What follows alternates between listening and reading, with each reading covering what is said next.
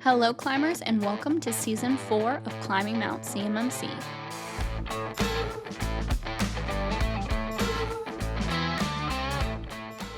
Welcome back, climbers, and thanks for joining us for another episode of Climbing Mount CMMC. I'm Bobby Guerra, your co-host, and we are joined also by Kaleigh Floyd. Hello. So today we're going to be talking about calculators. Right. In reality, we're going to be talking about the DIB space. It's still in its infancy, namely around auditors and C3POs and how they're doing assessments. There's a lot of deviation in how things can be interpreted. It can be very scary.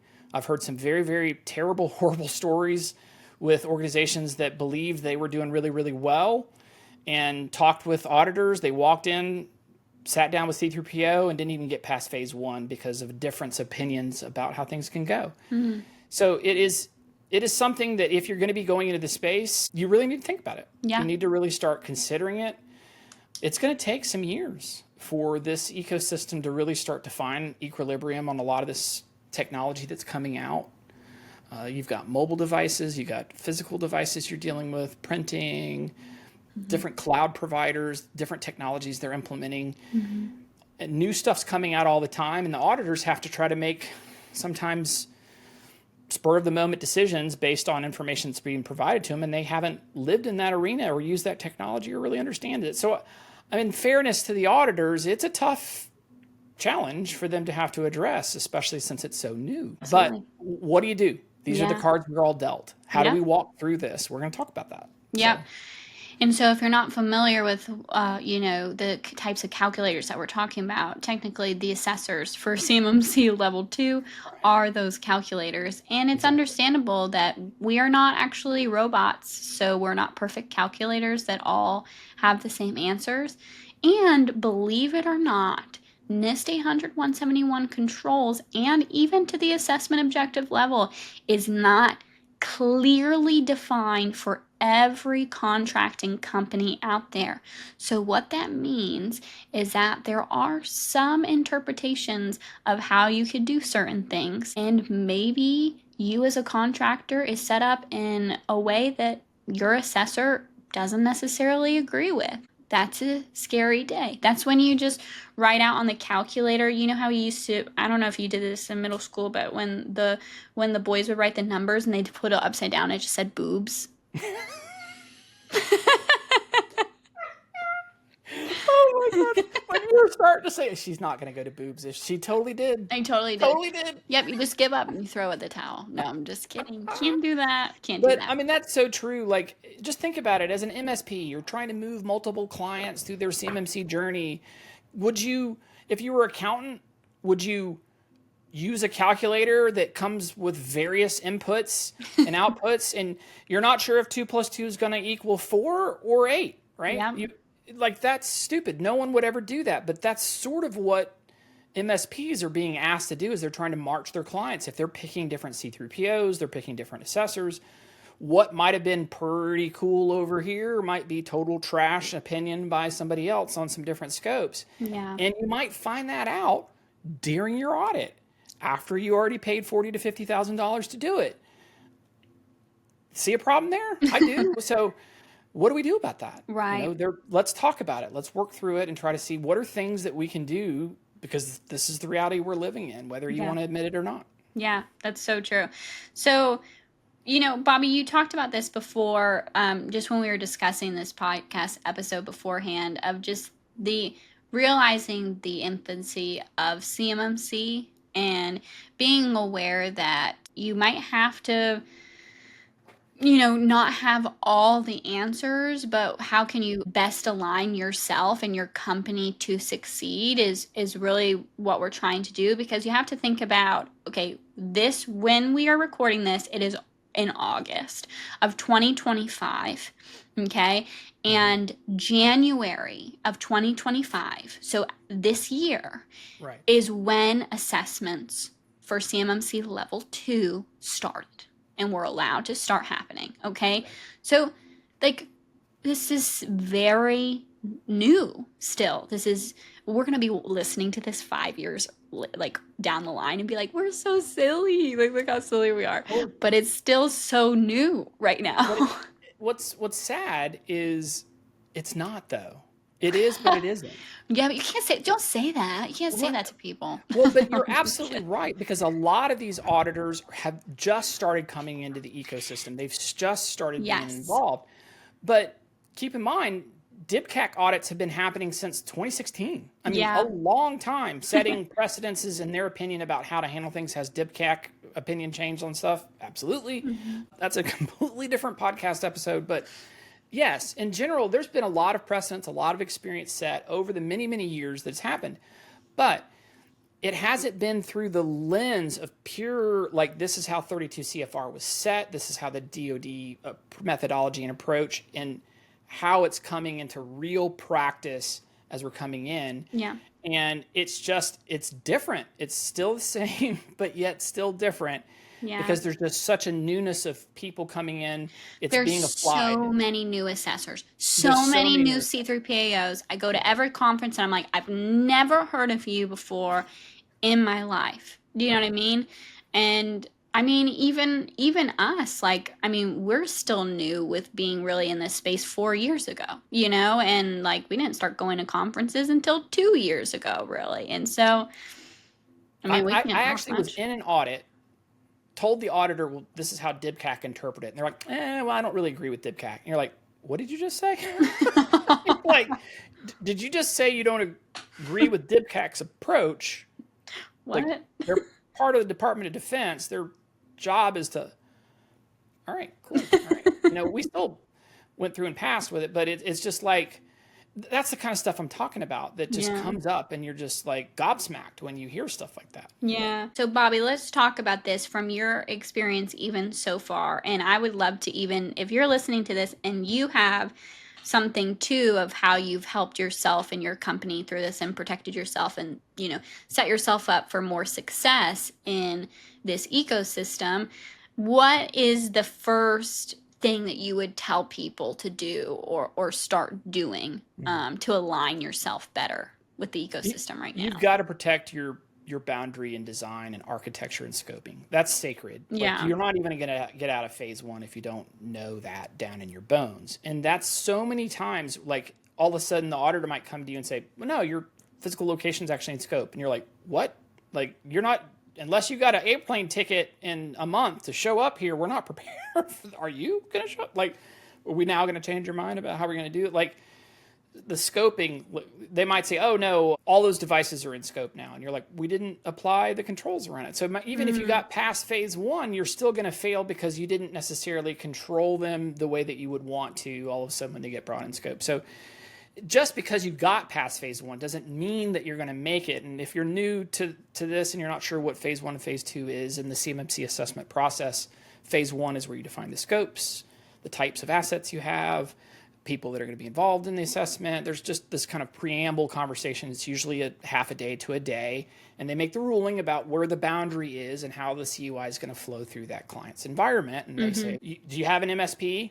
Yeah, we use them, and this is how they connect. And they look at that, and they kind of go, I don't know. It's kind of like you see it in the spy movies when you're sitting there and you're going through with your passport, and they're looking at you. They're like, okay. And, you know, it's like butterdom. And then they like when you go through customs. You're like, you're like, sometimes they go through customs. I'm like, I've gone through, I don't know how many times. They never looked at me like that. They're like, why are you even here? You're so stupid. Get out of here. You know, so, but anyhow, but it makes for great television. So, but that's kind of that phase one. Phase two is when they put the glove on. They're looking at all 320 assessment objectives, and they want to see, can you prove that you're actually doing what you said? And really phase one should be the determining factor where you're going to pass. What I mean by that is if they look at your design and architecture and how you're doing it, they're like, this looks good to us, then it's all about just proving that you're doing what you said you're doing. Right.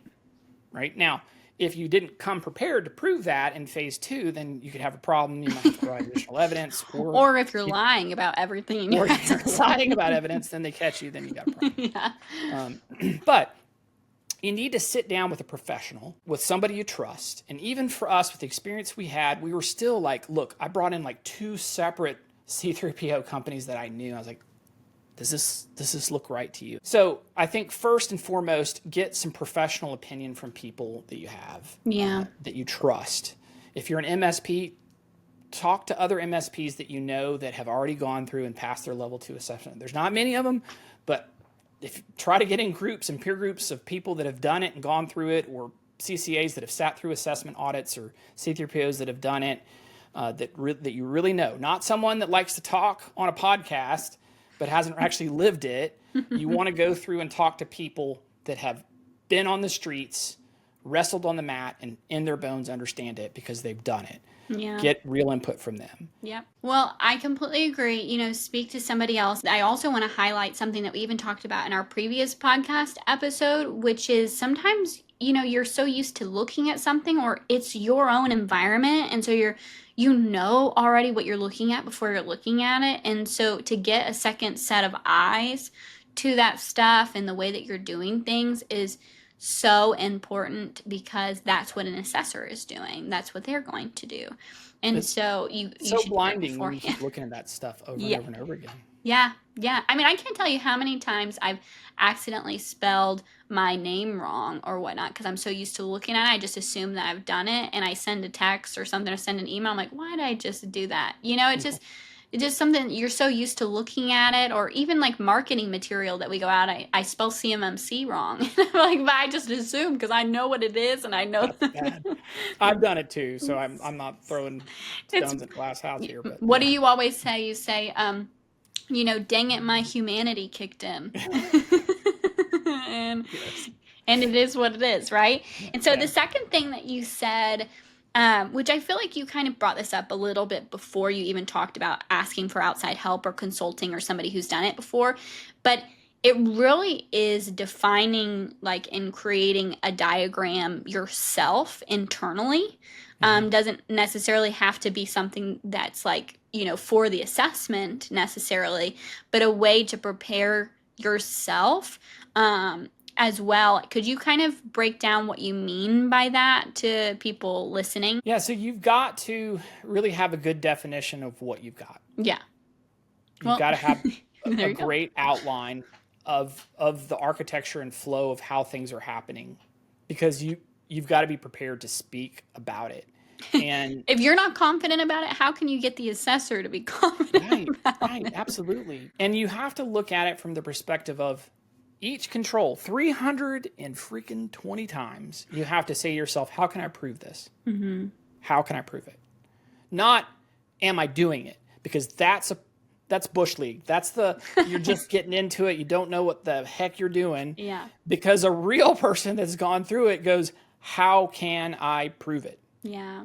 Hard stop. The reason why is because that's what the auditor's going to ask you. They're going to be like, prove it. You're like, okay, well, in here we say identify. We identify it in the SSP right here, but we also identify it in policy. And then if you want to see because a lot of times it's identified, then it's like define, and then it might be like protect or control or those types of things where you're actually putting the boundary. So you might identify it here, but now you're going to talk about how you protect it over here. And so now and a lot of times that's going to be more of a technical type control, but you have to be able to prove both. So you're going to approve the policy. Here's the policy right here. See, right in this section here. And I've heard people say to the point, like, don't let them go look through the document. Have the screenshot and show it to them right there. Some auditors get really wigged out about screenshots. They're like, no, I'm going to go look for myself. And they go dig, and they're like, that's so cool. You have screenshots. Delete. I don't care about that. But some do. So obviously, if you can set the narrative, it's always to your advantage. But show the policy. And then you might say, okay, well, then they say, well, here's the policy. That's cool. That's overarching about how you're supposed to. Now show me you doing it. Like the guided process of you doing it, which would typically be a procedure that shows you how you're executing that critical process, like onboarding a new user. So you say, I do these things in the policy, and now show me your procedure that shows you how you do it. And now show me a ticket, right? So the interview, test, examine, right? And examine. So they might examine your policies. The test part is going to be like, well, show me the ticket where you actually did it. And they're going to see that. So that's where that proof comes in.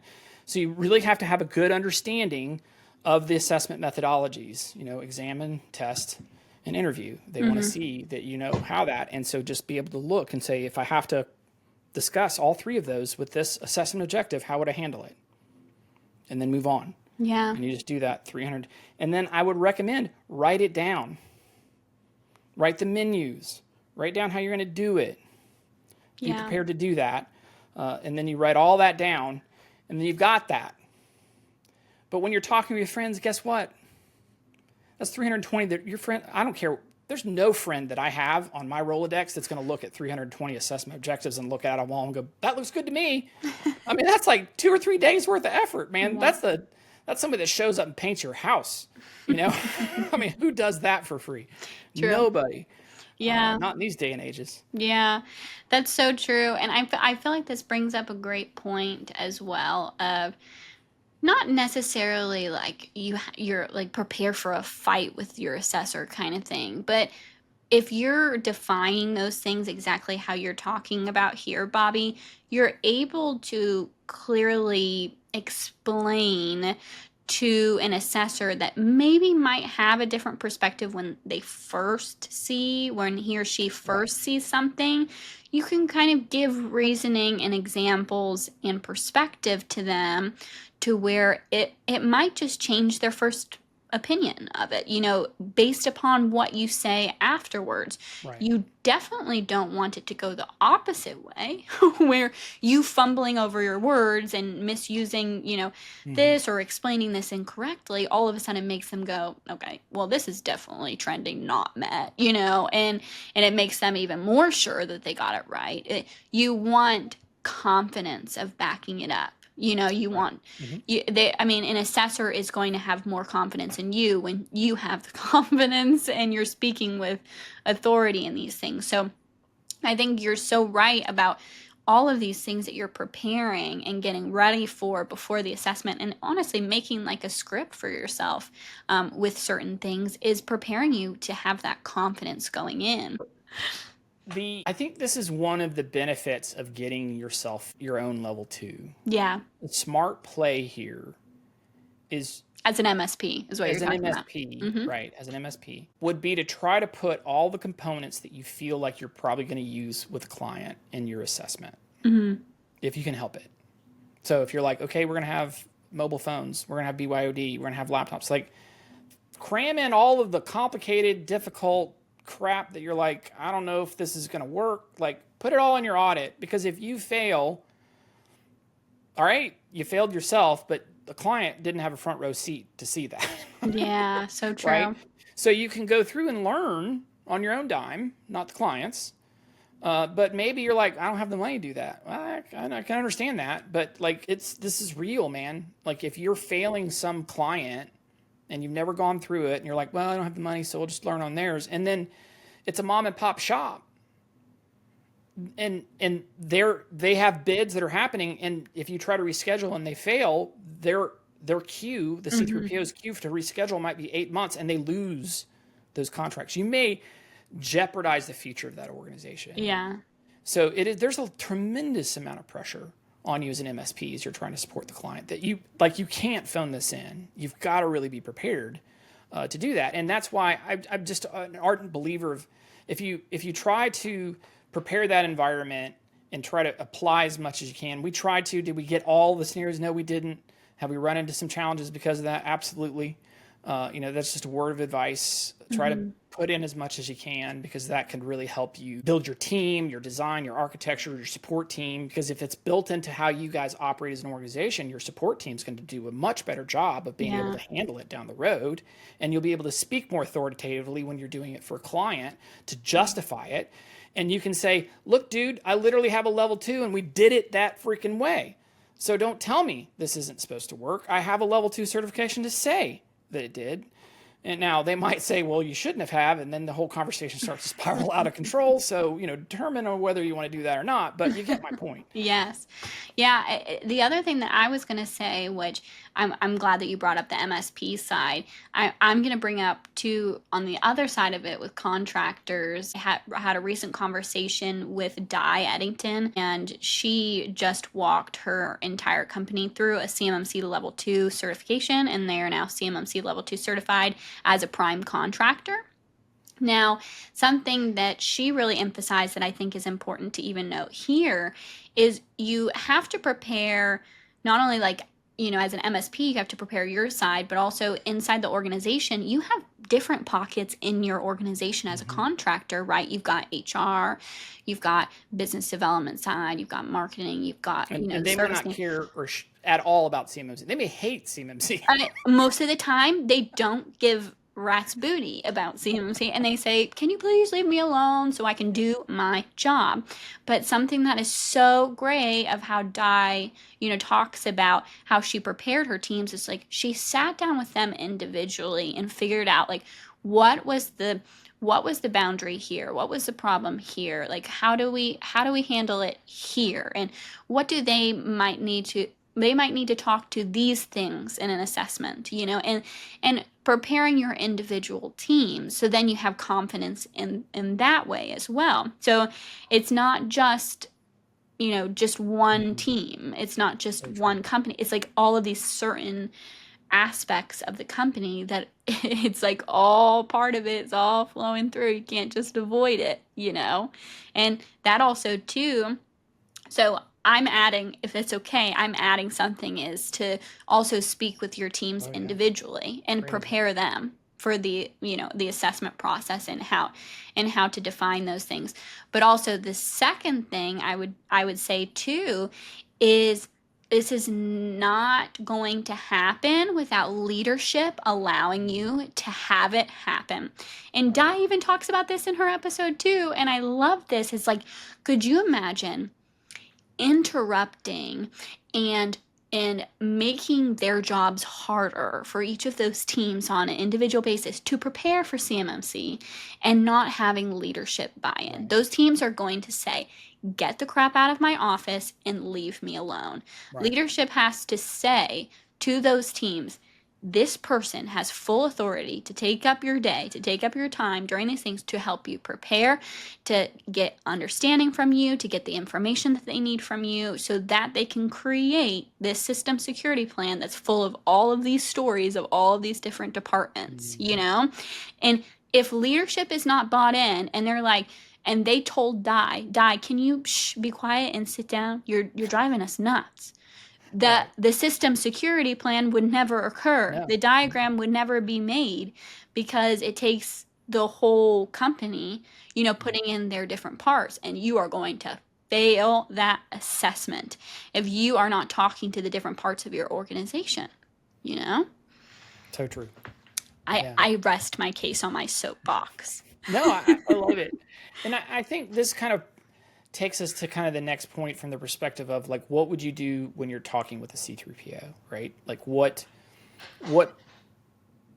type of things could you do? And I just want to speak from the bottom of my heart to C3POs out there. If you're a C3PO or you're assessor working with C3POs, like, come on, guys and gals. You gotta allow these organizations to talk to you before the audit and allow them to communicate to you in a way that doesn't require consulting. You can do it. Trust me, it's possible. You can talk with them in a way that can say, hey, here we need to validate your approach and beliefs on these things. And here's some diagrams and examples. We believe this to be the case. Do you agree? You don't have to tell us how we can make it right. You just have to speak about whether these components, because the reality is, if you can't nail a C3PO down to know that 2 + 2 is 4 and 4 + 4 is 8, if you just have to figure out what the math really comes out to each audit, and it might be different because you don't know what 1099 C3PO CCAS auditor they had this month that you've got, you're kind of screwed. So absolutely, if you're an MSP or even someone who's an OSC who's going to get certified, once you've done all the stuff that we've talked about and you've had the diagrams, you've got down, you know how you're going to do 320, start to define the areas as you're talking with your friends and family that know CCA, that are assessors that understand in their bones. These are some areas that are battleground topics. And your stance, you might have a problem here, here, here, and here. Go to your C3PO and make sure that they are in alignment with you before you go into your audit, because you don't want to find that out in phase 1 and they boot you out. It's so true. And it's like you could pass one C3PO in a phase one and you could not in another. And it's totally a thing that happens all the time. Yeah. So it's just, that is, I think, one of the things that you got to really do is go talk to your C3PO, have some good diagrams, send an email, have proof that because what happens is C3POs, their upper management might say this is okay, but then they bring in another assessor and they might have a different opinion. And now who wins? And do you have to fight, right? Mm-hmm. And then object and then take it, because you can, right? You can appeal to the C3PO and hopefully they'll back you up, but then who wants to do that? So I think just having conversations with the C3PO up front about those areas that might be battleground conversations, and look, make sure you have the conversation with the assessor who's going to be coming in, make sure they understand these. Here's the diagrams. You can take it and show it to them and make sure that they have the same belief systems of this. And this goes back to C3POs, you got to vet your CCAs and make sure in those battleground areas about how they view those appropriately. Yes, you can appeal and that process works and you can overrule them, but who wants to go through that? So true. I think you should even go back. You were saying, for C3POs to vet your CCAs, but you said this even before in the podcast episode that MSPs should be vetting their C3POs too in certain ways. Also, not every. Let's clarify. I'm not judging a CCA for this, but not every CCA is technically aware of an MSP or how they function or how they would do things. Do you know what I mean? Not everybody knows how an MSP operates, and that's all right. But it's probably good to have somebody that kind of understands also what's going on and what's happening. So there's that piece of it, and there's nothing wrong with that. It's just part of getting somebody that can clearly assess what you're doing and knows what it is. You're not going to go to somebody that has no idea what a Microsoft container or what a GCC high environment is and have them look at your GCC high environment. Why would you do that? They don't even understand where to start. And so I definitely think it is important as an MSP, which is why you shouldn't just rely on your client's assessment to go through these things, to know what's going on in the ecosystem and what C3POs are looking at, what they could and could not define as sketchy. I even love, Bobby, when you go into thinking about an assessment for a client, you make sure that the client knows, hey, what you have chosen here could be considered this for an assessor or this for an assessor, and making sure that the client is outlined and understands this decision that you made could go one way or another, depending on what assessor you have. I think that's great to know. But how do you know that as an MSP or, a consultant if you're not in the space, if you're not, CMMC certified or have gone through it before or know a lot about it?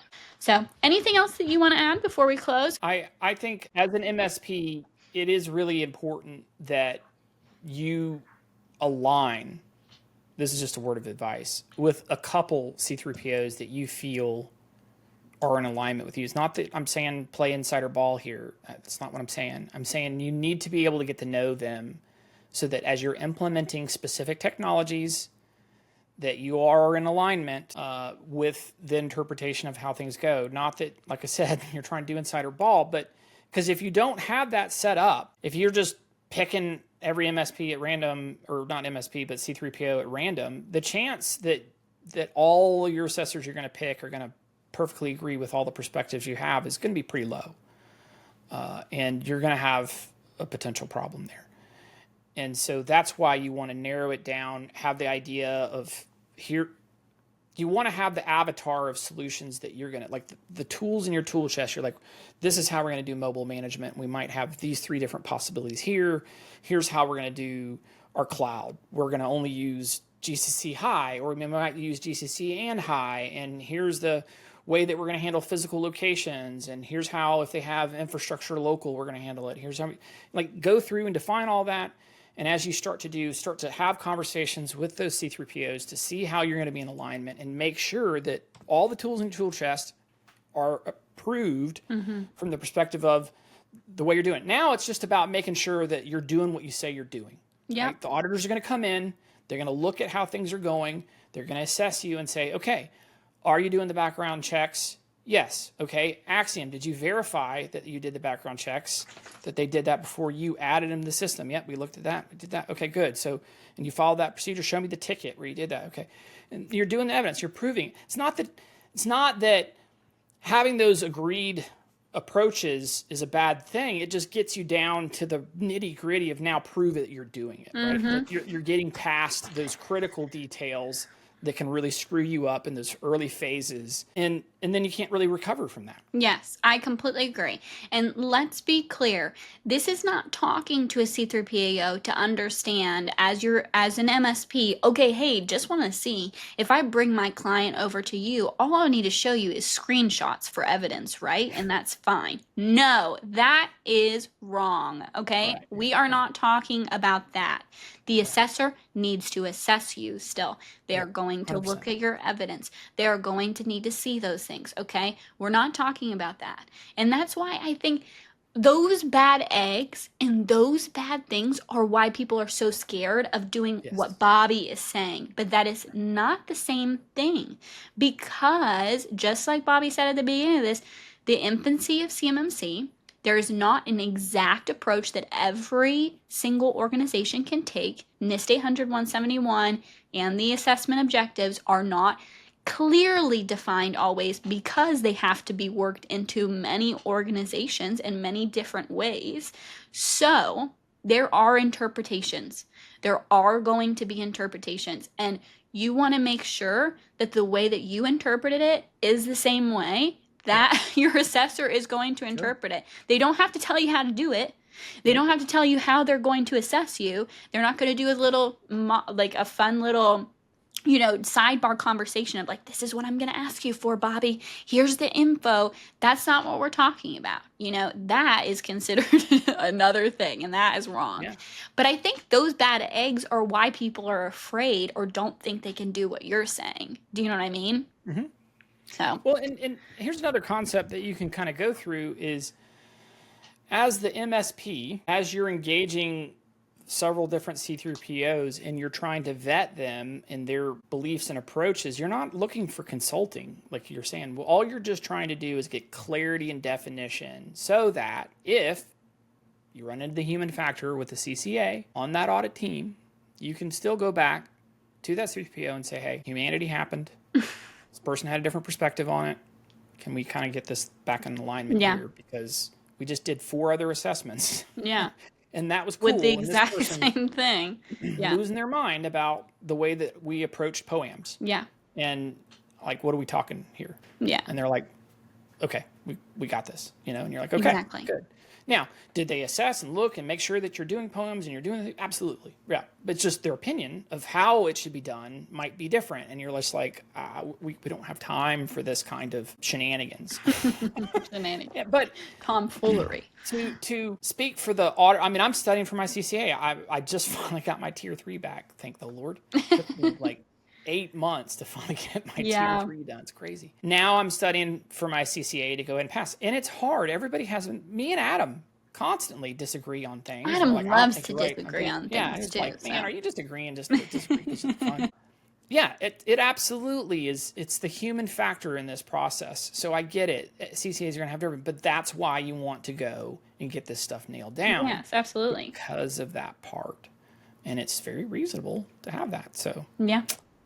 Be advised. Pay attention to this. Yes. Understand. This is how the ecosystem is. So just don't go in diving into some random C3PO's arms, just assuming they're going to see everything your way, and just expect that what you think is right, that they're going to think is right. Yeah. Because guess what? If they feel like you're wrong, what do? You can, kick a rock, complain, take it up to the other C3PO, even push it up to the Cyber AB. Sure, you could try that. Yeah. But I mean, who wants to go through that versus just doing some preamble conversations, just trying to make sure your alignment and not get a jack in the box experience in a not good way.